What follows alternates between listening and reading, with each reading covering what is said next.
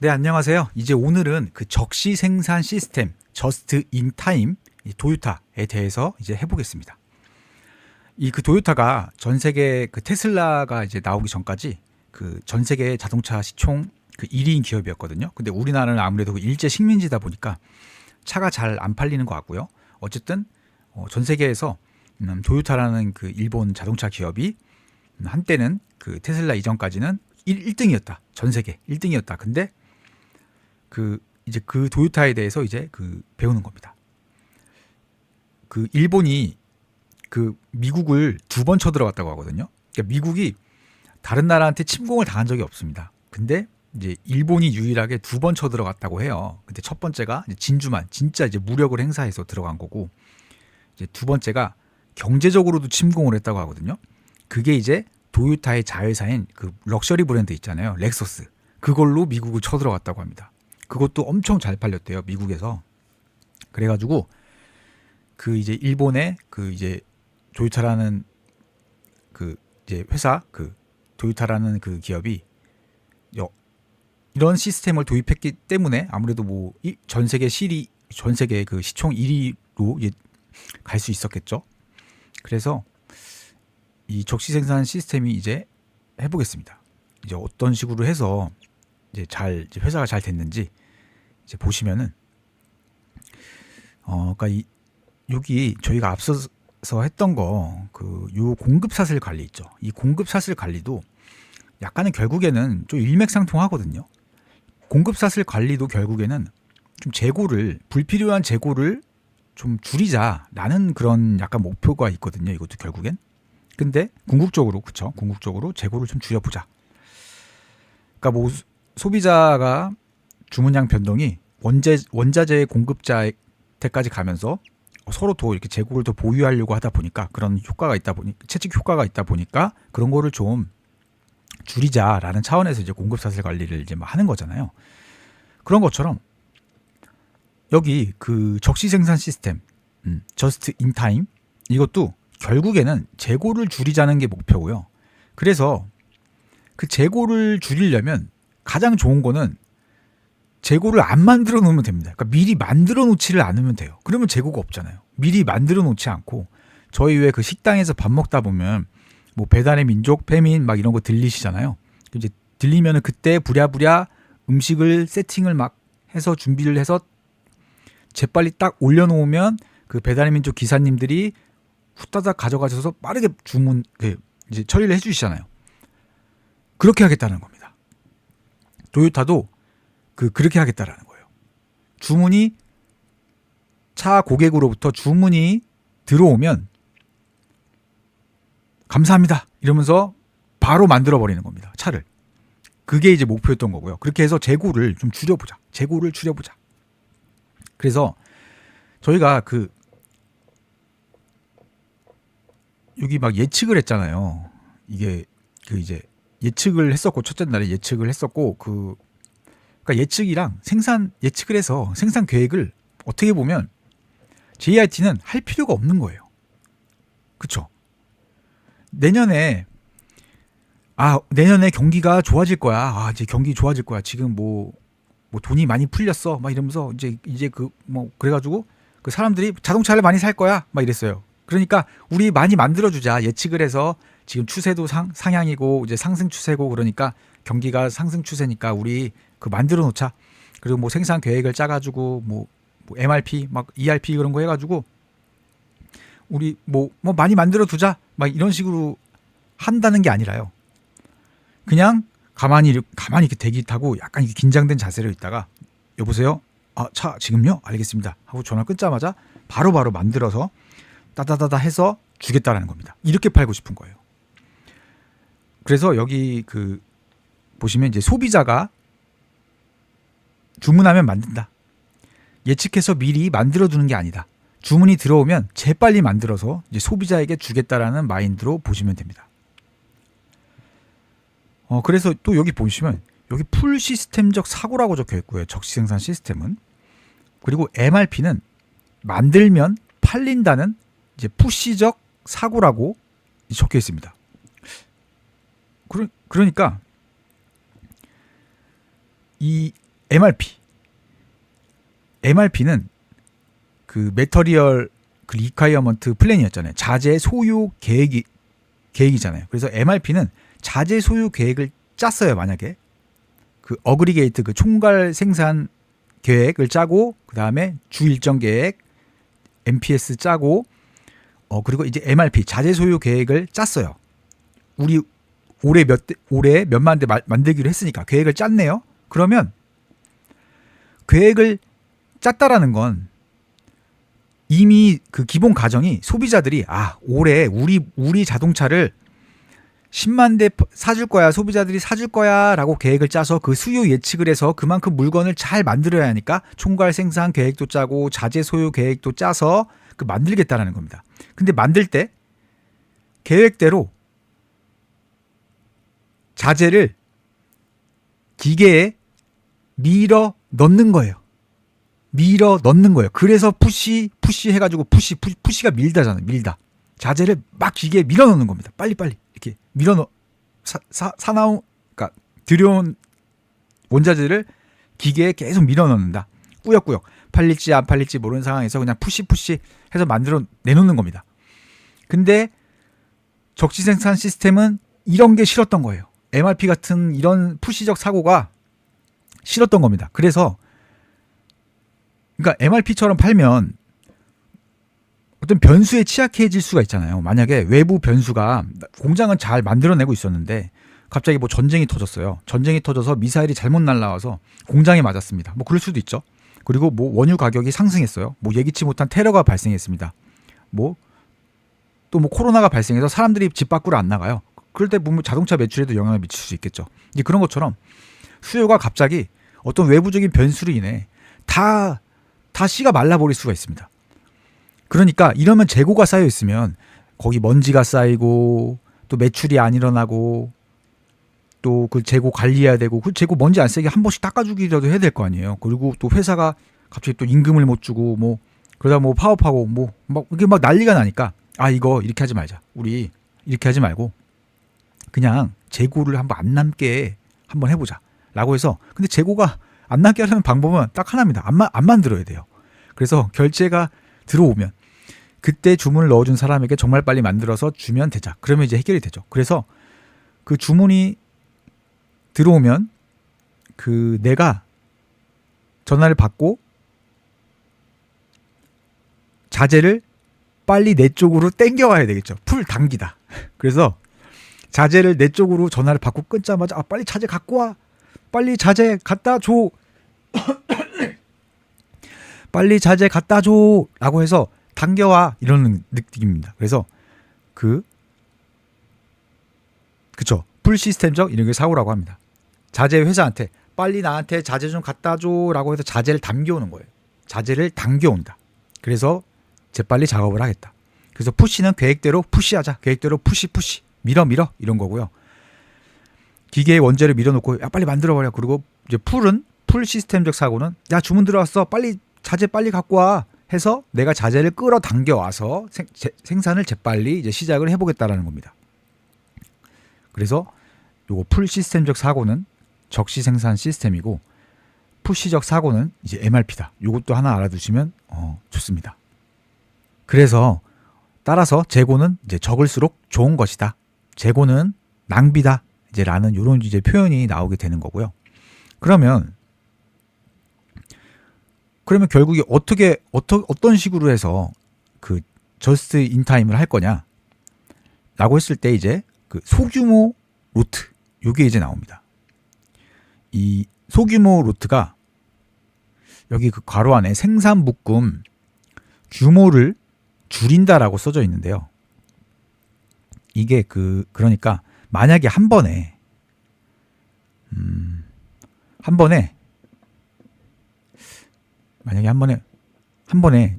만 개씩 생산을 한다고 이제 가정을 해볼게요. 10,000개. 근데 이거를 소규모 로트화 시킨다라는 그 표현이 들어가게 되면 한 번에 10개씩 생산하겠다라는 그 소규모 로트로 하면 이제 한 번에 10개씩 생산하겠다는 거예요. 한 번에 10,000번 생산하던 걸 소규모 로트로 그 생산을 하면 한 번에 그 10개씩 생산하는 걸로 바뀌는 거예요. 그러면 차가 안 팔려도 재고가 적게 남겠죠. 근데 그래서 일단 이렇게 알고 계시면 좋고요. 그래서 그 생산되는 규모를 좀 줄여보자. 한 번에 10,000개 생산하던 걸 이제 10개 정도로 줄여보자. 그래서 재고를 가능한 이제 줄이자. 근데 이게 문제점이 뭐냐면 대신에 생산을 지금 이렇게 하면 10번씩 1000번을 생산해야 됩니다. 10개씩 1000번, 1000회. 근데 얘는 10,000개를 1회 생산하는 거고요. 근데 그 JIT는 소규모 로트화 시켜서 10개를 1000회 생산하겠다는 거거든요. 그러면 이게 횟수가 그만큼 늘어나니까 그에 대한 뭐 부작용도 있을 거 아니에요. 그래서 이 생산 준비 횟수가 늘어나는 것만큼 생산하는 횟수가 늘어나는 것만큼 준비해야 되는 횟수가 늘어나고 또 준비해야 되는 시간이 늘어난다라고 이제 보더라고요. 그래서 이 목표가 생산 준비 시간을 줄이는 것도 목표였다고 하더라고요. 저스트 인 타임이. 왜냐하면 소규모 로트 시켜서 생산 묶음 규모를 10,000개에서 10개로 줄이면 1000번의 작업을 준비해야 되거든요. 여기는 한 번. 자, 이제 만들기 시작합니다. 라고 했을 때 뭐 자재 갖고 와야 되고 뭐 이런 것도 준비해야 될 거 아니에요. 세팅을 해놔야 될 거 아니에요. 근데 여기는 그거를 또 1000번을 대신 해야 되는 거죠. 대신 규모는 줄였지만 횟수가 이제 늘어나니까. 그래서 이 단점으로 생산 준비 횟수가 늘어난다는 단점이 있다. 요 문구는 아직 저희 시험에서 안 나왔는데 타 시험에서 한번 나왔던 것 같긴 하거든요. 그래서 근데 아닙니다. 타 시험에서도 안 나왔던 것 같습니다. 근데 이게 아무래도 JIT가 장점이 워낙에 많다 보니까 단점은 시험에 잘 안 나오는 것 같아요. 그쵸? 그래가지고 이제 아무래도 그런 게 있습니다. 어쨌든 이 소규모 로트화는 그 생산 묶음 그 규모를 좀 줄여서 재고가 남아도 좀 적게 남게. 한 번에 10,000개 생산하던 걸 이제 한 번에 뭐 10개로 생산한다. 그래서 이런 느낌으로 알고 계시면 좀 괜찮을 것 같습니다. 그리고 또 이제 여기 보시면 이제 다기능 작업자를 이제 활용한다고 되어 있거든요. 그래서 이게 왜 다기능 작업자를 활용하면 좋냐면요. 이게 주문이 딱 들어오면 재빨리 생산해서 이제 건네줘야 되잖아요, 차를. 근데 그 작업자가 만약에 다기능 작업자가 아니었어요. 다기능 작업자가 아니라고 가정을 해볼게요. 근데 뭐 만들다가 나는 5번 볼트만 조일 줄 알아요. 그래서 지금 5번 볼트를 조이다가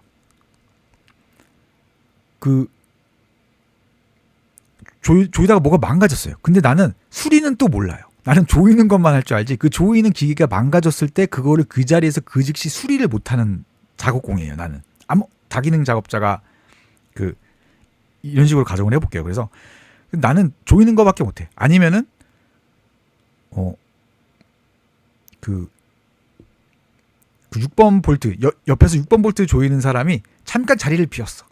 근데 빨리 해줘야 되는데 나는 6번 볼트는 또 조일 줄 몰라. 5번 볼트만 조일 줄 알아. 이래가지고 이러면 또 6번 볼트 조이실 줄 아시는 분 찾아야 되죠. 그 다음에 수리할 줄 아시는 분 찾아야 되죠. 그 작업자 불러오거나 뭐 용역을 또 데려온 거다 전화 걸어서 AS 센터에 뭐 전화 걸고 막 그래야 되잖아요. 그러면은 고객한테 빨리 인도가 안 되잖아요. 이제 그런 느낌으로 생각을 하셔서 그래서 다기능 작업자를 이제 활용하는 게 좋다. 그래서 여기 설비 배치 라인을 뭐 U 라인으로 한다. 이것도 저희 시험 표현이었을 거예요. 그래서 이게 뭐 U자를 만약에 이렇게 그려보면 그냥 이 사람이 여기서 이렇게 있다가요 180도 뒤로 딱 돌면 여기서 또 작업을 할 수 있는 거고요. 또 다시 돌면 여기서 작업을 할 수 있고요. 또 오른쪽으로 90도만 돌면 또 여기서 이렇게 작업을 할 수 있고요. 그래서 그 설비 배치 라인을 U 라인으로 한다. 그래야지 이제 효율적으로 빨리빨리 이제 다기능 작업자들이 작업하기에 좀 좋다. 약간 그래서 저는 이런 느낌으로 그냥 일을 했습니다. 그래서 그 설비 배치 라인을 U자로 한다. U자로 한다. 그렇게 해서 사람이 왔다 갔다 하면서 다기능 작업자들이 뭐 이 작업도 했다가 이 작업도 했다가 이 작업도 했다가 이 작업도 했다가 이제 분발 자기만의 그런 스케줄에 따다다다 그 머릿속에 있는 것들을 가서 막 작업을 하고 막 이런 식으로 이제 하는 것 같았습니다. 네, 그리고 여기 그 납품업자와의 협력 시스템을 당연히 이제 구축해야 되겠죠. 뭔가 그 믿고 맡길 수 있는 그 소수의 협력적인 어떤 그 특히 소수의 협력적 공급 업체를 이제 선호한다라고 되어 있습니다. 그러니까 이게 한 번에 그 10,000개를 하면은 이제 자재를 10,000개를 가져와야 되잖아요. 근데 지금 이거는 10개씩 이제 소규모 루트화 시켰으니까 이제 계속 전화해야 되는 거예요. 계속 1000번을 지금 한 번 전화해서 여기는 한 번 전화해서 자재 좀 갖다 주세요 하면 되는데 여기는 1000번을 전화해서 갖다 줘야 돼요. 그러면 사이가 나빠야 될까요? 좀 이렇게 소수 정예로 가야 될까요? 소수 정예로 해서 정말 친하게 지내가지고 뭐 형님 아우 막 이러면서 전화도 편하게 하고 지금 10개 또 지금 10개 막 이런 식으로 해가지고 뭔가 이렇게 좀 그러니까 뭐 살면서 뭐 평소에 뭐 마음 터놓고 뭐 이렇게 얘기할 수 있는 뭐 친구 뭐 한두 명만 있으면 뭐 성공한 것도 뭐 그런 말도 있잖아요. 이제 그런 것처럼 그런 느낌으로 그 소수의 그 협력적 공급 업체를 이제 선호한다. 그래서 이제 친하게 그 소수의 그 부품업자랑 친하게 지내면서 우리 오늘 하나만 갖다 줄 수 있어? 이래도 되는 사이. 아니 수송비가 더 들 수도 있잖아요. 그 운송비가. 근데 이제 하나 아무튼 그래가지고 좀 이렇게 친한 사이 그렇게 해서 오랫동안 지속적으로 이제 협력할 수 있는 그런 이제 공급업자를 이제 선호한다 라고 이제 적혀 있는 것 같습니다. 그래서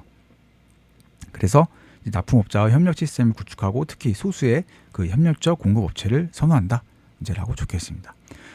그리고 여기 또 칸반 시스템이라고 있는데요. 이 칸반 시스템은 그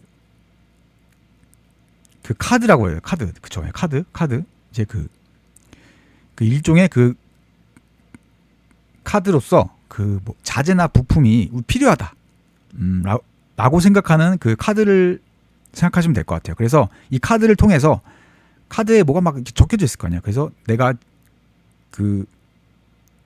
이게 무슨 색깔이 있는 카드였나 아무튼 막 그래가지고 그 카드를 통해서 이 카드가 뭐 이동을 한대요. 카드가 이동을 해서 지금 이 카드를 봤었을 때 원재료가 얼만큼 떨어졌고 지금 또 원재료 원재료를 채워둬야 할 타이밍이 오고 있다라는 것들을 그 카드를 통해서 그 자재 부품이 지금까지 그 얼만큼 소요가 됐고 또 앞으로 몇 개 더 채워 넣어야 되겠다 이런 것들을 그 카드를 통해서 뭐 크리스마스 카드 그런 거 있잖아요. 그런 카드가 뭐 여러 개 있나 봐요. 그래서 그 카드를 뭐 이제 뭐 부품을 갖고 가면 그 카드도 같이 갖고 가는 거였나? 아무튼 막 그런 식으로 해가지고 이제 이런 식으로 해서 칸반 시스템을 이제 이용해가지고 자재를 최소화 이제 눈에 띄게 해서 주문할 수 있게 뭐 주문을 한다거나 내가 가져간다거나 이제 이런 시스템을 이제 도입했다고 합니다. 그래서 이 칸반 시스템 그 자재나 부품이 뭐 필요하다라는 일종의 뭐 신호를 이제 보내는 이제 카드라고 하고요.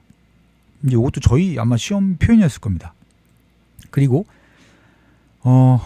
헤이준카는 이게 헤이준카가 그 평준화라는 뜻이라고 합니다. 평준화 생산. 그래서 뭐 생산 평준화, 뭐 평준화 생산이라고 합니다.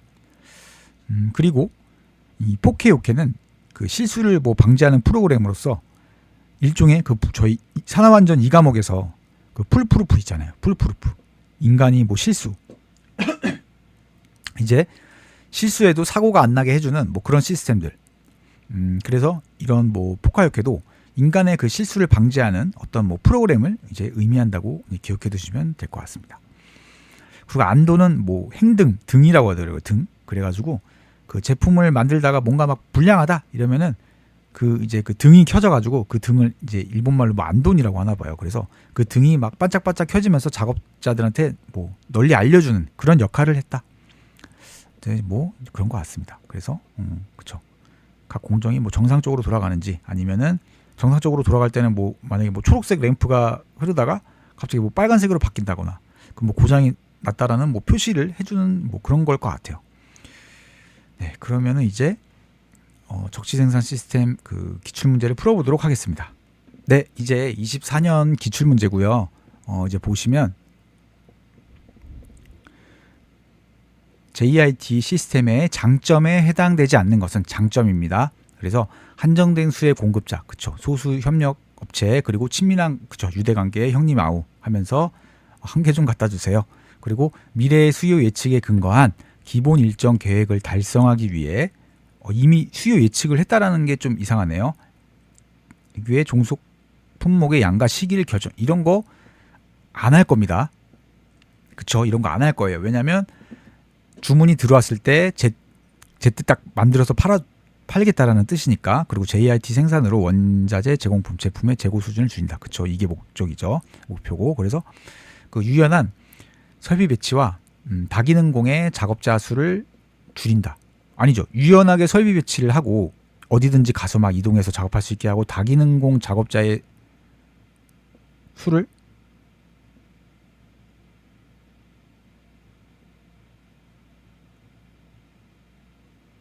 유연한 설비 배치와 다기능공으로 죄송합니다. 유연한 설비 배치와 다기능공으로 그러니까 작업자가 한 명 이렇게 있으면 이 사람은 5번 볼트만 조일 줄 알고요. 이 사람은 6번 볼트만 조일 줄 알고요. 이 사람은 5번, 6번 볼트를 조이다 고장이 났을 때 고칠 줄 아는, 수리할 줄 아는 사람이라고 할게요. 그러면 이 모든 걸 다 할 줄 아는 다기능공을 한 명 육성해내면 되잖아요. 그쵸? 그러면 이 세 명이 필요 없어지잖아요. 그래서 그렇게 해서 작업자 수를 3명에서 1명으로 줄인다. 요 뜻입니다. 요거 맞습니다. 그리고 그 생산성의 낭비 제거, 그쵸? 낭비 제거로 원가를 낮추고, 그쵸? 원가 낮추고 생산성을 향상시킨다. 그래서 이것도 맞고요. 이건 좋은 말이니까 당연히 그 장점을 물었으니까 맞겠죠. 그리고 네, 그래서 답은 이제 수요 예측 이런 거 안 한다. 이런 거 할 필요가 없죠. 그리고 기본 일정 계획을 뭐 달성하기 위해 종속 품목의 양과 MRP, 그러니까 뭐 MRP를 물어본 거 아니에요. MRP, 품목, 종속 품목, 자재들 양과 시기를 뭐 결정할 필요가 없겠죠. 그래서 이제 2번이 답입니다. 그리고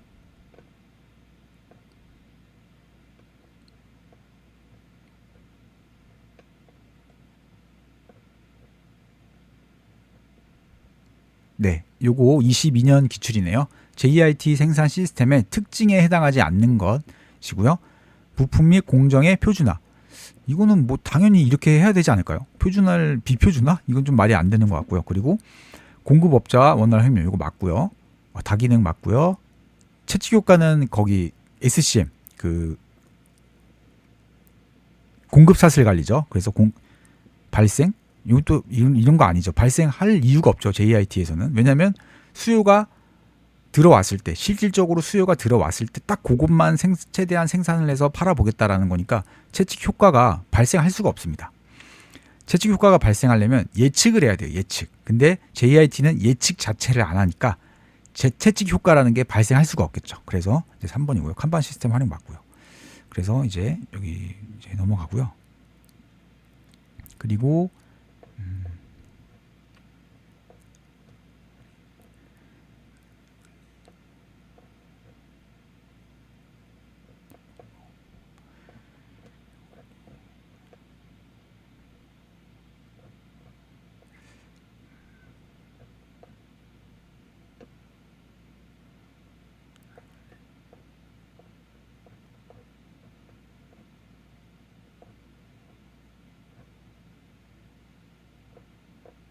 네, 요거 이게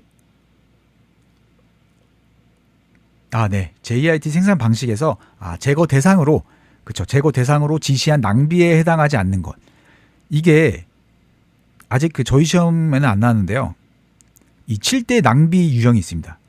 JIT에서 이 7대 낭비 유형이 있습니다. 그래서 요거 잘하면은 막 QC도 뭐 7개 물어본 적 있잖아요. 작년에. 그래서 요거 혹시 물어보지 않을까라고 싶어서 이제 가져왔고요. 그래서 이제 암기하고 계시면 좋을 것 같아서 그 타시험 문제를 이렇게 가져와 봤고요. 일단은 혹시 모르니까 두 문자를 따서 이제 외워 보시면요.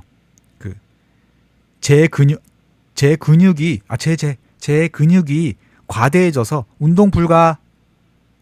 제 근육이 과대해져서 운동 불가. 이거 띄워드리겠습니다. 그래서 그 과대 운동 불가 해서 7개. 과대 운동 불가라고 해서요. 재고 낭비. 재는 이제 재고 낭비. 과대에서 과는 과잉 생산. 대는 대기 시간. 그리고 우는 운동 불가. 우는 잠시만요. 우는 운반의 낭비.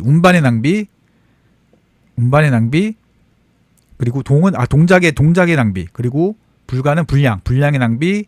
가는 가공의 낭비. 이렇게 해가지고 잠시만요. 그래서 그쵸. 맞죠? 과대 운동 불가 해서 재고 낭비, 과잉 생산으로 인한 낭비. 여기 있습니다. 요거 보고 하겠습니다. 잠시만요. 네, 재는 이제 재고 낭비. 이거 아니고요. 없고요. 그리고 과잉 생산 있고요. 과잉 생산에 따른 낭비. 과대 대기 시간 여기 있네요. 과대. 그리고 운동 불가. 운반의 낭비. 수송이라고 표현했네요. 그래서 운동 동작의 낭비. 네, 불량. 운동 가는 이제 가공의 낭비인데, 근데 이게 그 재고 부족으로 인한 낭비는 그 재고가 없어서 일어나는 그 낭비잖아요. 그래서 이거는 아닙니다. 그래서 여기서 말하는 그 재고 낭비는요, 재고가 쌓여 있어서 낭비다라는 뜻이지 재고가 부족해서 일어난 낭비가 아닙니다. 그래서 요거 아닙니다. 그래서 이게 답이 4번이에요. 그리고 또 작업자 재교육으로 인한 낭비도 오답으로 나왔었습니다. 그래서 요거 2개를 7개를 좀 이제 암기하고 계시면 좋을 것 같고요. 근육이 과대해졌어. 과대 운동 불가. 이렇게 일단은 암기하고 계시고요. 그리고 이제 작업자 재교육으로 인한 낭비 오답으로 나왔고, 그다음에 이제 재가 들어가다 보니까 재고 부족으로 인한 낭비를 이렇게 해서 오답으로 낸 것 같습니다.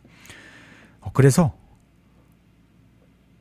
네, 이제 JIT는 여기까지 하겠습니다. 네, 이제 그 재고 관리 쪽을 해보겠습니다. 네, 그 재고는요, 이 재고 관리는요, 그 앞에서 보신 것과 같이 너무 많이 갖고 있어도 안 좋고, 또 없으면 못 팔아서 손실을 보잖아요. 그러니까 그 JIT에서는 또 재고를 낭비라고 했고요. 그래서 그 주문자가 주문하면 빠르게 만들어서 그 풀 시스템적 사고로 그 불필요한 재고를 줄이자, 뭐 이런 것들에 대해서 이제 했었는데요. 그러면 왜 자꾸 기업들이 재고를 왜 불필요한 재고를 줄이려고 하냐면 그 재고 비용이 이제 많이 들어가기 때문입니다. 그래서 재고 비용은 이 주문 비용, 그리고 재고 유지 비용, 그리고 재고 부족 비용 등이 있다고 합니다. 그래서 일단은요, 이 주문 비용은요, 그 주문 관련해서 그냥 발생하는 비용이라고 생각하시면 됩니다. 그래서 뭐 원재료를 그 구입처에 전화해가지고 몇 개 주세요, 원재료 몇 개 좀 갖다 주세요라고 하면서 이렇게 말만 하는 건 또 아니잖아요. 그렇죠. 전화할 때 전화 비용도 발생하겠네요. 주문할 때 전화 비용도 발생하고, 또 뭐 주문 프로그램을 사용한다 그러면은 그것도 주문 비용이 들어갈 수 있겠네요. 주문할 때 어떤 시스템적인 프로그램을 깔아서 해야 된다. 그리고 그 비용을 내야 된다. 그러면 이제 그런 것도 포함될 수 있고요. 또 대금 청구서 날라오면 뭐 그거에 대해서 뭐 이렇게 끊어줘야 되는 게 있다. 뭐 그런 것들도 있으면 뭐 주문 비용 이제 그런 것도 좀 해당되겠네요. 주문할 때 뭘 끊어줘야 돼. 서류를 자꾸 막 이렇게 끊어줘야 되고 막 하는 게 있으면은 이제 그런 것들도 다 이제 비용이라고 이제 보시면 됩니다. 그래서 주문과 관련되는 비용은 이제 주문 비용이다. 그리고 이제 재고 유지 비용은요, 뭐 이자 비용, 뭐 창고 사용 비용, 그쵸? 창고를 재고를 들여놓을 창고에 임대료 같은 게 있을 수도 있겠죠. 그리고 뭐 그런 것들을 위해서 뭐 대출을 받았으면 이자 비용이 있을 수도 있겠죠. 그리고 뭐 보관 비용, 그쵸? 뭐 자재를 어디다 뭐 보관한다.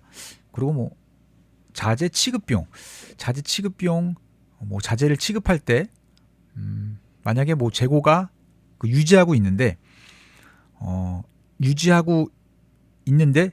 지금 유지하고 있는 재고가 안 망가졌나? 막 이러면서 중간중간 검사할 수도 있잖아요. 그럴 때 취급한다? 약간 그런 느낌인 것 같거든요. 자재 취급비, 자재 취급 비용 이제 그런 거 같고요. 그리고 이제 자재가 뭐 화재 났을 때 뭐 보험을 가입해놨다. 그러면 화재 보험 같은 거 가입해놨으면 각종 보험료, 그리고 파손, 뭐 자재 안에서 옮기다가 재고 유지하는데 이쪽 재고에 있던 거를 저쪽으로 옮기다가 이제 뭐 망가졌습니다. 근데 뭐 그런 거 어디 부딪혀가지고 깨지거나 그러면 이제 그런 것도 여기 포함될 수 있겠고요. 그다음에 좀 오래돼가지고 좀 부패했어요. 그러면 이제 이런 것도 진부와 비용이다라고 해서 이게 이제 제조 유지 비용에 이제 포함되는 항목들이고요. 그 재고 부족 비용은요, 그냥 일종의 그냥 품절비. 저희 아까 전에도 있었잖아요, 문제로. 그렇죠. 최근에 뭐 풀었던 문제 요거 있었잖아요. 그래서 재고 부족으로 인해 그 낭비, 그쵸? 재고 낭비가 아니라, 그쵸? 재고 JIT였죠. 재고 낭비가 아니라 그 재고 부족으로 인해 야기되는 그 판매 손실 비용을 이제 재고 부족 비용이라고 합니다. 그래서 재고 비용에는 주문 비용과 재고 유지 비용과 재고 부족 비용이 있다. 이렇게 이제 정리를 하시면 될 것 같습니다. 그리고 그래서 이런 재고 비용이 막 발생하는데 그러면 재고 관리를 어떻게 할 거냐라고 해서 여기 이렇게 재고 관리 모형들이 막 있습니다. 그래서 일단은 이게 좀 먼저 보시면 일단 요거를 먼저 보겠습니다. 단일 기간 재고 모형이라고 있거든요. 단일 기간 재고 모형. 그래서 이 단일 기간이라는 게 신문처럼 이 신문 판매형 문제라고 해놓고 단일 기간 재고 모형이라고 적어놨잖아요. 그 신문 판매형 문제처럼 일시적인 1회 수요일 때 이거나 뭐 수명이 짧은 제품 일때를 이제 단일 기간 재고 모형이라고 하고요. 그리고 여기 보시면 고정 주문량 모형, 정기 주문량 모형이 있습니다. Q 시스템, P 시스템. 요거는 이제 그 연속 기간, 요거 따로 그 화면 띄워드리겠습니다. 연속 기간 재고 모형이라고 합니다. 그리고 일단 여기까지만 이렇게 할게요. 그래서 보시면 신문 판매형 문제는 이제 단일 기간 재고 모형이다. 그래서 일시적 1회 수요이거나 또는 수명이 짧은 제품이다 라고 하고요. 그 다음에 이제 고정 연속 기간이라는 게 이번 기간만 아니라 단일 기간은 신문은 하루 판매하면 끝나잖아요.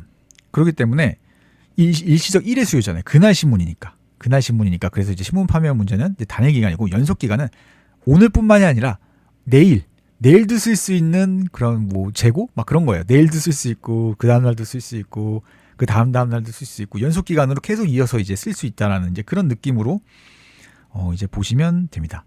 그래서 이 연속 기간 재고 모형에는 이 고정 주문량 모형 Q 시스템이 있어요. Q 시스템. 이게 이제 그 퀀터티라 그래서 아마 양을 말하는 걸 거예요. 양. 그래서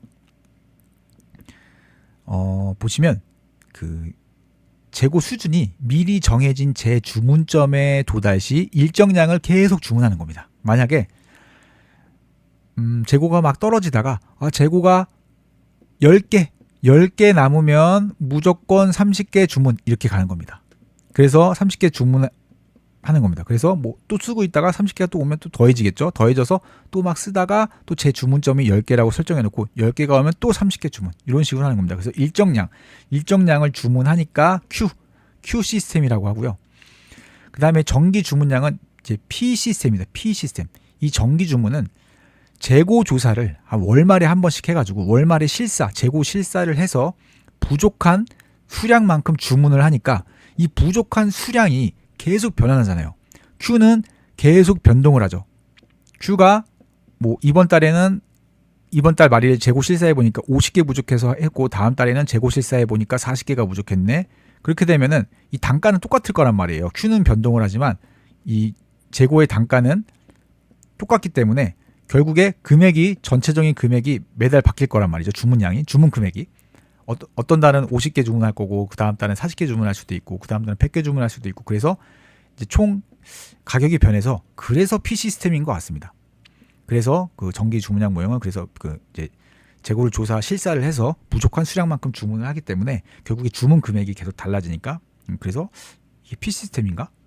아니면 그래서 그냥 아니면 Q의 반대 그냥 P 이렇게 한 걸 수도 있고요. 그래서 어쨌든 이제 Q 시스템을 외우시고 이제 반대로 이제 P를 떠올리셔서 하시면은 좀 기억하기 수월하실 것 같습니다. 그래서 Q 시스템은 일정량을 주문해야 된다. 일정량 무조건 아무런 상관없이 무조건 제 주문점에 도달하면 이제 10개를 이제 주문한다.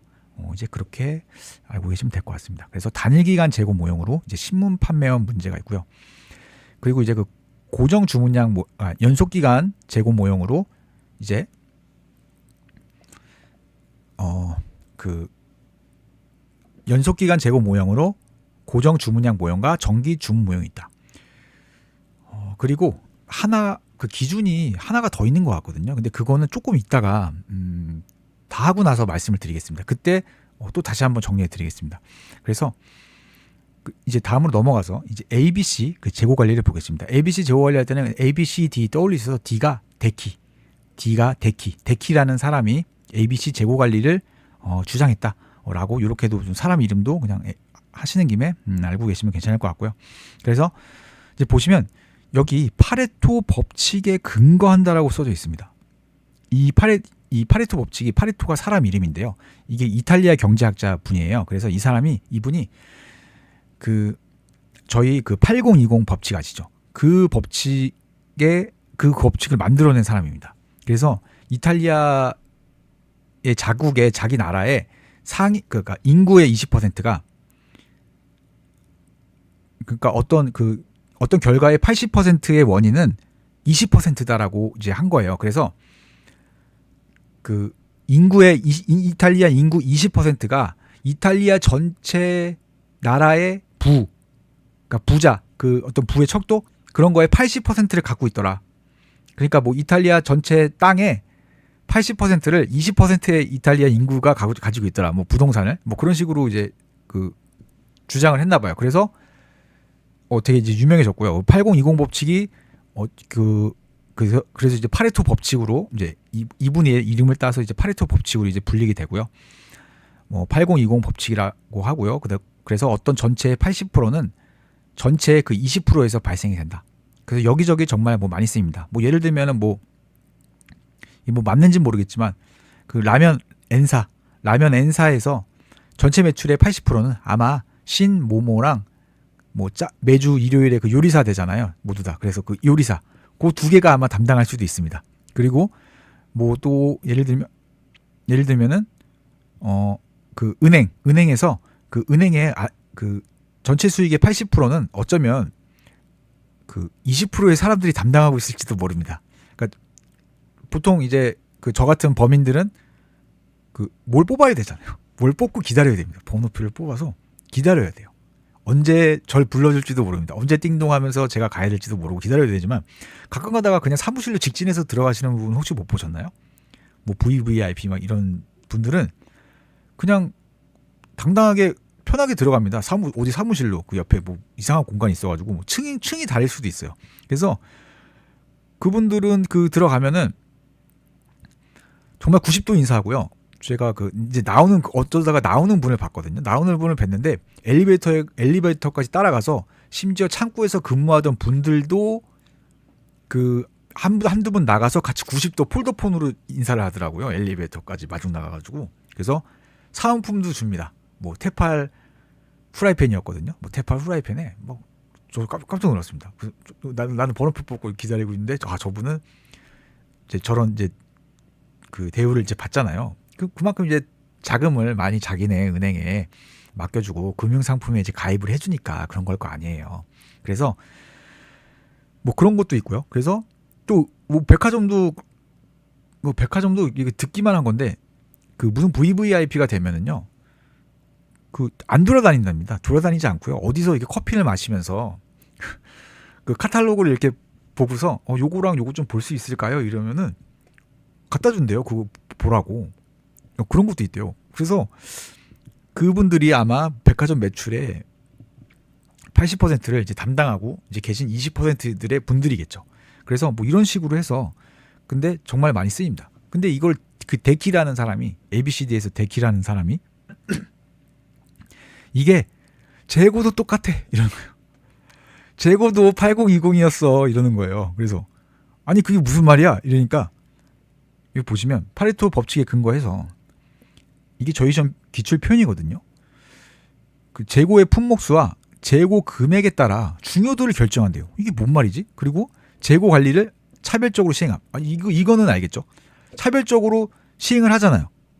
그 은행에서 그 차별적으로 20%의 사람들한테 태팔 그 사은품 막 주죠. 사은품도 아니에요. 그냥 막 주는 것 같아요. 쌓아놓고. 근데 저희들한테 안 주잖아요. 그래서 차별적으로 마케팅을 하죠. 그 영업을 하고 그 다음에 백화점도 차별적으로 커피 막 뭐 주잖아요. 그래서 그 VVIP 고객들한테 뭐 마시라고. 저희는 그냥 걸어다니고 발만 아픈데. 근데 그런 식으로 해서 그 잘 팔리는 그 잘 사주거나 뭐 이렇게 하는 그 사람들한테 집중을 할 수 있잖아요. 마케팅을 거기다 더 신경 쓰고 그렇게 할 수 있듯이 재고도 8020 법칙이 적용이 돼. 그래서 그 재고의 관리를 차별적으로 하면은 당연히 기업이 더 좋잖아요. 그래서 이게 이 뜻인 것 같습니다. 재고의 품목수와 재고 금액에 따라 중요도를 결정한다는 게 이 말인 것 같아요. ABC 재고 관리도 결국에 파레토 법칙에 따른다고 했으니까 여기 A등급에 속하는 그 품목의 수가 C등급보다 적다라고 요 표현도 이제 나왔었거든요. 그래서 요거랑 요거를 합쳐보면 약간 이런 느낌인 것 같습니다.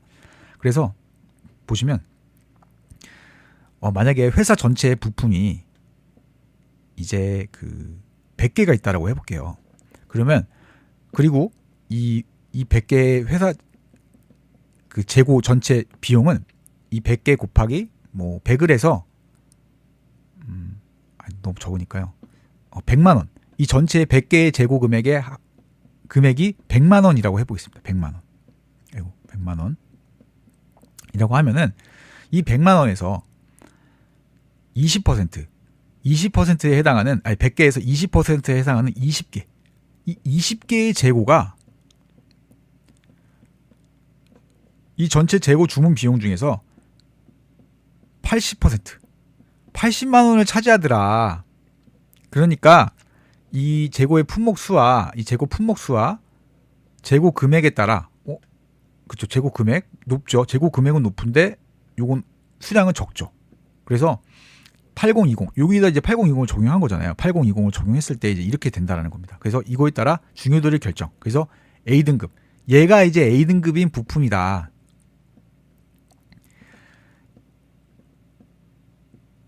그러니까 이 20개의 부품으로 거의 대다수의 그 제품을 만들어내더라. 나머지 80개의 부품은 어쩌다가 한 번씩 쓰이는 거더라. 그리고 얘는 금액적으로도 중요하지가 않더라.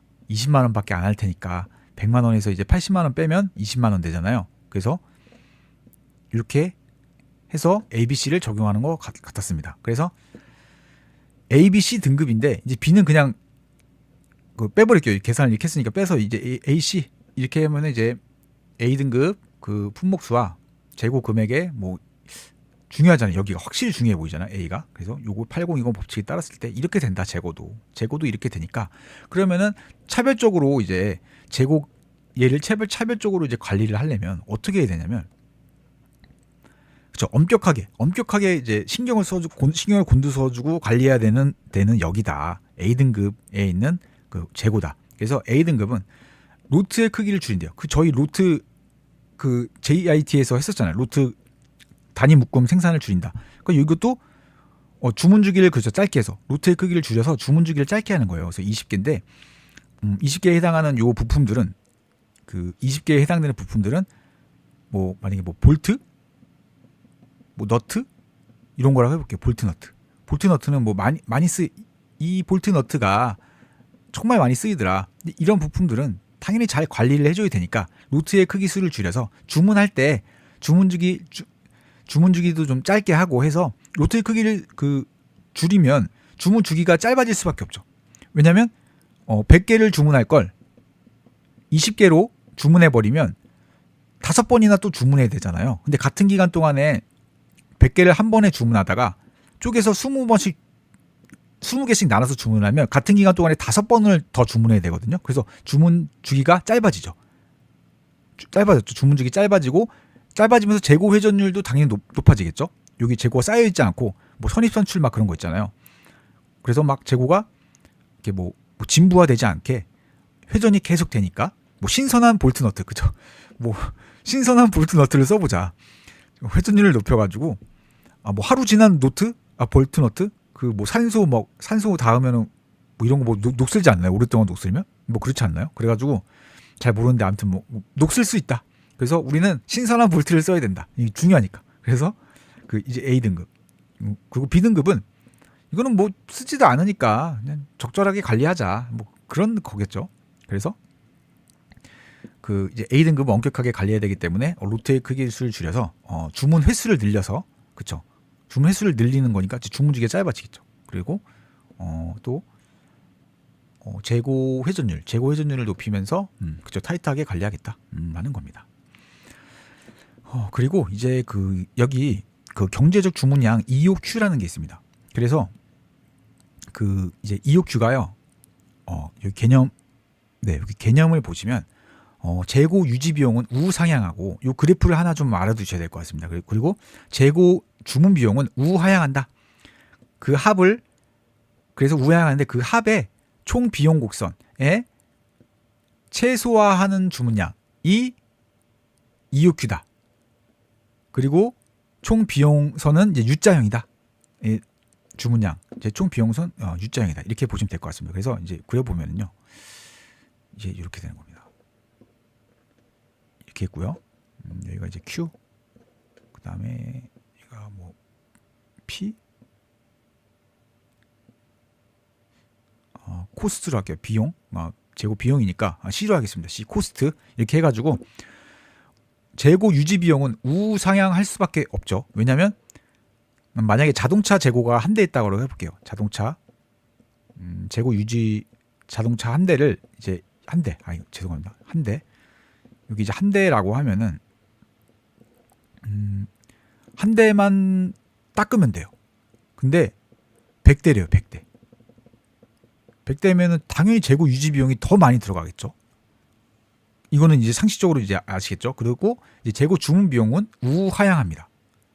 왜 우하향하냐면 만약에 100개를 한 번에 주문하면 1회의 주문 비용만 들어가는데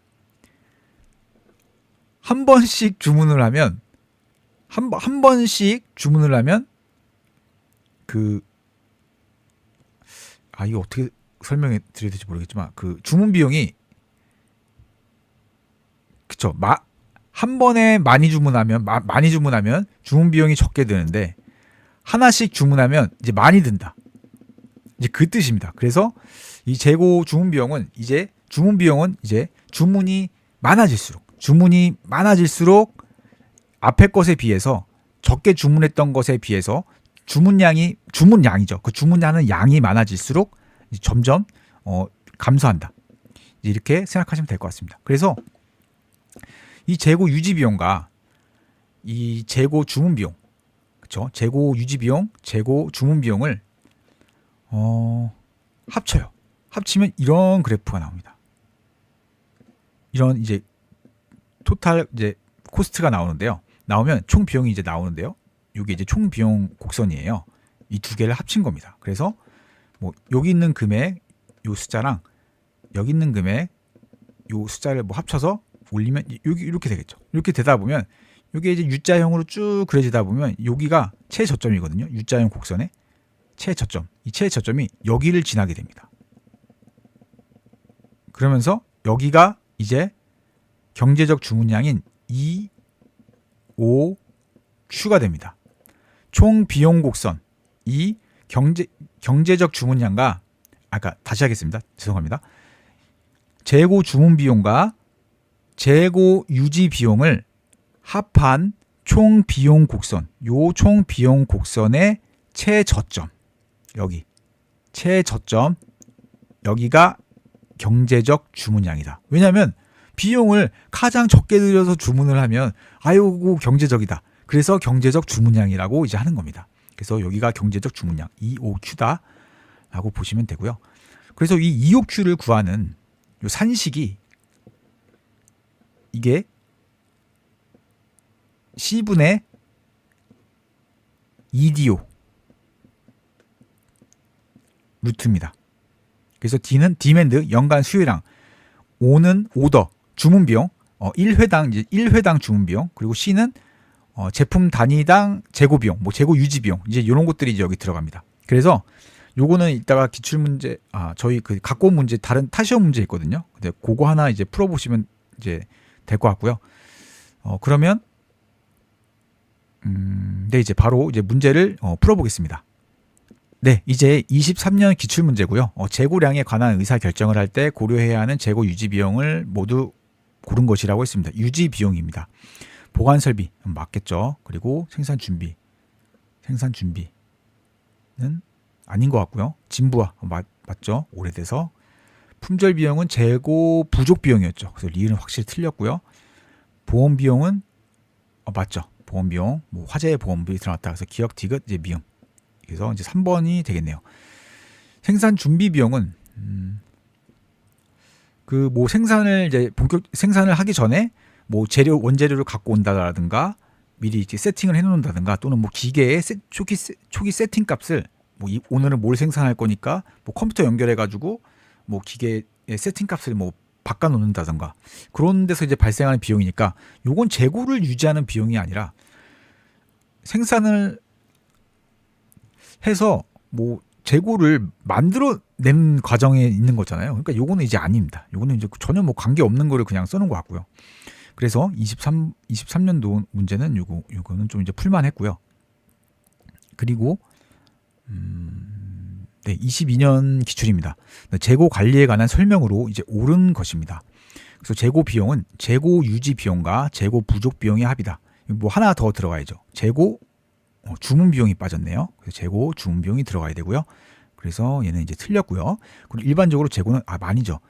재고 자꾸 줄이려고 하는 노력들을 봤잖아요. 그래서 많이 비축할수록 안 좋습니다. 그리고 경제적 주문량 EOQ 모형에서 재고 유지 비용은 주문량에 비례한다. 재고 유지 비용 요 곡선이죠. 요 곡선 재고 유지 비용 우상향하는 거. 그쵸. 주문량에 비례해서 늘어나게 되겠네요. 주문량에 비례해서 이제 늘어납니다. 그리고 네. 그러면 이게 요게 맞는 표현이네요. 이게 맞죠. 그죠. 비례하니까. 그리고 이제 1회 주문량을 이제 Q라고 할 때 평균 재고는 3분의 Q다. 요거는 약간 좀 이런 식으로 알아두시면 좋습니다. 그러니까 만약에 1회 주문량을 그 Q라고 해보면은요. 그죠. Q라고 해야죠. Q라고 하면은 만약에 Q 그 다음에 또 뭐 하나 썼어요. 그럼 Q-1개 뭐 2개를 썼어요. Q-2개 이렇게 되잖아요. 그래서 언젠가 재고를 다 쓰면 0이 되죠. 그래서 이 최고값이 Q자잖아요. 처음에 만약에 10개를 샀다라고 해볼게요. 10개. 1의 주문량을 10개라고 가정을 하면 10개고 그 다음에 10개를 9, 8, 7, 6, 5, 4, 3, 2, 1 하다 0이 되잖아요. 이 0이 됐을 때 요 10과 최고점과 최저점의 평균을 구한다 라고 생각하셔서 Q 플러스 0 나누기 2 네, 이제 Q가 저희는 10이라고 했으니까 10 그래서 최고점 더하기 최저점 나누기 2 해서 그냥 Q 나누기 2다 이렇게 보시면 될 것 같습니다. 그래서 최고점과 최저점의 그 나누기다. 그 3분의 Q는 솔직히 좀 아니잖아요. 그쵸? 평균인데 솔직히 좀 봐도 아니죠. 그래서 2분의 Q다. 이렇게 좀 기억하시는 것도 나쁘지 않을 것 같습니다. 그리고 경제적 주문량 EOQ 모형에서 발주량에 따른 주문량에 따른 총 재고 비용은 역유자가 아니죠. 저희 그 유자죠. 그냥 유자. 이게 유자고요. 역유자는 이렇게 생긴 겁니다. 뒤집었으니까 뒤집어서 역유자는 이렇게 생긴 거니까 이제 요거 아니죠. 역유자 모형이다. 틀렸습니다. 네. 그리고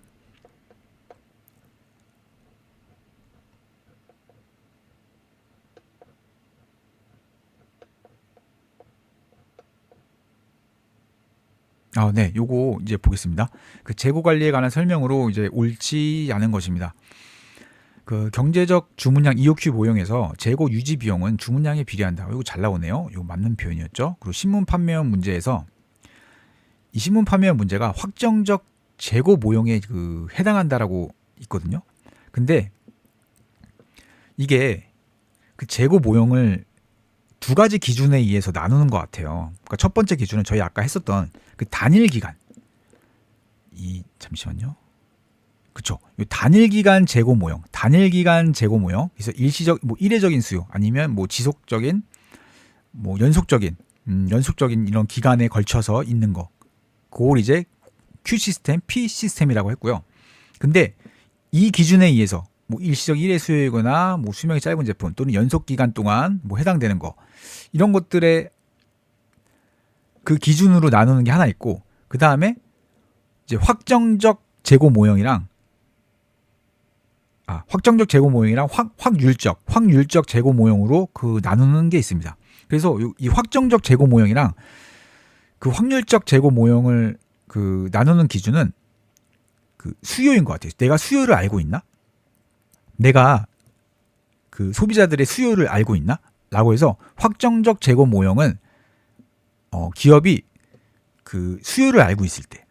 그래서 이 확정적 재고 모형에 해당되는, 그러니까 신문 판매형 문제는 신문은 일단 그 수요가 얼마인지 정확히 예측이 안 된다라고 생각하시는 게 좋거든요. 그래서 그 가판대에 그게 언제 나갈지 뭐 어떻게 알겠어요.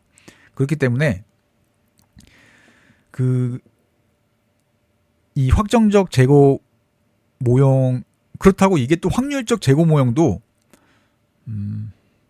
아닌 것 같기도 하고, 그래서 이게 일단은 저는 신문 판매형 문제 이 지문을 일단은 그 단일 기간 연속 모형과 연속 기간 재고 모형 요 둘 중에 하나로 그 냈었어야 아닙니다. 그래서 이 둘 중에 하나였는데 그 다른 기준을 갖고 와서 틀리게 한 지문이 아닐까라고 이렇게 생각을 했고요. 그래서 일단 그 확정적 재고 모형에 대해서 이제 말씀을 드리면, 수요를 알고 찍어내는 거예요. 수요를 알고서 만들어내는 겁니다. 그래서 보시면 그쵸, EOQ 보시면 여기 산식에 EDO, 이게 연간 수요량이잖아요. 연간 수요량을 알고 있어요. 그쵸? 기업이 알고 있네요. 이걸 알아야지 이런 그래프도 도출할 수 있거든요. 뭘 알아야지 비용이 얼마인지 계산이 될 거 아니에요. 내가 이 정도의 재고를 확보해야 되니까 이 정도의 주문량을 넣어야 되죠. 그러면 재고를 확보하려면 연간 수요량이 얼마인지 아니까 요 정도의 재고를 확보해야지. 요 정도의 재고를 확보하려면 요 정도의 재고 그 주문 비용이 나올 거고, 또 재고 그 유지 비용이 나올 거다. 아니까 EOQ를 만들 수 있는 겁니다. 그래서 이 확정적 재고 모형의 대표적인 게 EOQ예요. 요거 화면으로 다시 정리해서 이따가 다시 올려드리겠습니다. 그래서 확정적 재고 모형의 대표가 EOQ. 그리고 아까 전에 그 확률적 재고 모형이라고 했잖아요. 확률적 재고 모형은 정확하게 그 기업이 그 수요를 잘 이제 모르기 때문에, 여기 보시면 그쵸, 재고 수준이 이게 되게 그 신기한 게요. 재고 수준이 수요가 많든 적든 상관이 없어요. 재고 수준이 그냥 미리 정해진 재고가요. 한 10개가 되면 30개 주문 넣으세요. 저희 뭐 수요 신경 안 쓰나요? 신경 몰라요. 저희 수요 모릅니다. 그냥 그 10개, 제 주문점에 재고가 10개 남으면 그냥 30개 주문하세요. 요거예요. 그러니까 이게 수요를 모른다라는 뜻이 될 수도 있거든요. 아니면 수요를 신경을 안 쓴다. 그렇기 때문에 이제 수요를 모르는 경우, 그래서 확률적 재고 모형이 대표적인 게 Q 시스템과 P 시스템입니다. 요건 이제 그 수요를 뭐 정확하게 잘 모를 때 약간 이런 식으로 생각하시면 좋고요. 그 다음에 수요를 내가 안다. 그러면 연간 수요량을 여기 적혀 있잖아요. 산식에. 그러니까 EOQ. 그래서 확정적 재고 모형의 대표적인 게 EOQ고요. 확률적 재고 모형의 대표적인 게 Q 시스템, P 시스템입니다. 그래서 이렇게 좀 알고 계시는 게 나을 것 같습니다. 근데 이게 정확한지는 잘 모르겠습니다. 그래서 선생님들이 갖고 계신 그 교재는 이제 보시고서 거기서 결정하시는 게 나을 것 같아요. 그래서 네, 다시 이제 문제로 들어가겠습니다. 그래서 이제 신문 판매한 문제는 뭐 확정적 재고 모형이냐 아니면 확률적 재고 모형이냐가 아니라 그 단일 기간 재고 모형에 해당되는 것 같습니다. 그렇게 해서 이제 말씀드리고요. 그래서 이제 정답은 2번일 거고요. 그리고 고정 주문량 모형은 그쵸. 이 고정 주문량이 고정돼 있으니까 그쵸. Q 시스템 고정량 주문돼 있으니까 일정량 주문해야 되니까 이제 Q 시스템이겠네요. Q 시스템은 재고 수준이 미리 정해진 그쵸. 제 주문점이 10개에 도달하면 일정량 30개 주문하는 방식이다. 맞고요. ABC 대기 재고 관리는 재고 품목 그쵸. 요 표현이었네. 재고 금액에 따라 중요도를 결정하고 재고 관리를 차별적으로 적용하는 기법이다. 이거 맞고요. 그리고 재고로 인한 금융비용, 창고 보관료, 자재 취급 비용, 보험료는 유지 비용에 해당한다. 이거 맞습니다. 네, 그러면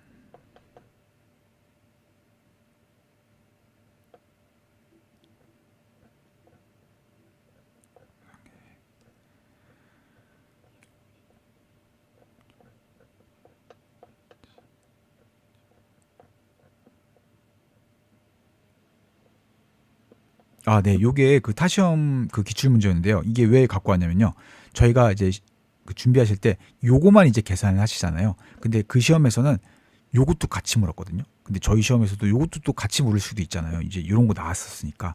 그래서 이제 보시면은 그 A 점포의 연간 자전거 판매 수량이 500대래요. 그러면 D 수요량 이 판매 수량이 아니까 이게 곧 수요량이겠네요. 그렇죠? 연간 판매 수량이 이만큼 팔리니까 그게 곧 고객들의 수요잖아요. 그러니까 그 EDO에서 디맨드가 이제 500대이겠네요. 500대. 그리고 한 번 주문할 때 이 소요되는 주문 비용이 10만 원이라고 했습니다. 그래서 한 번 1회당 그 주문 비용 5잖아요. 오더. 주문 비용 오더가 EDO에서 5에 해당되는 게 이제 10만 원이겠네요. 5. 그리고 자전거 한 대당 구입 가격은 P인데 요거는 왜 난지는 이제 산식에서는 P가 이제 안 나오고요. 이제 그때 얘는 이제 가격이고 그리고 재고 유지를 위해 매년 부담하는 비용. 그쵸. 이제 C죠. 얘가 C분의 EDO에서 C. 대당 10만 원. 대당 그죠. 한 대당 1만 원. 그래서 이제 C가 1만 원이다. 라고 해서 요걸 그대로 그냥 C에 넣으시면 됩니다.